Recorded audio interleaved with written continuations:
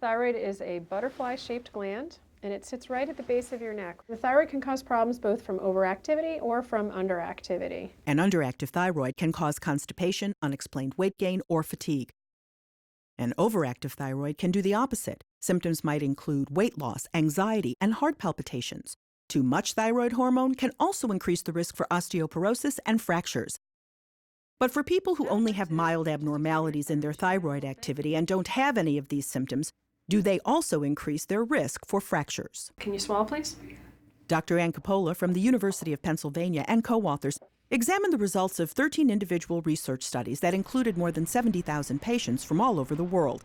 All patients had testing of their thyroid hormone levels and were followed for an average of 12 years to see whether or not they experienced fractures. We found that 3% had a slightly overactive thyroid, 5% had a slightly underactive thyroid. The study appears in JAMA, Journal of the American Medical Association. Those who had the slightly overactive thyroid were more likely to have hip fractures and more likely to have any kind of fracture.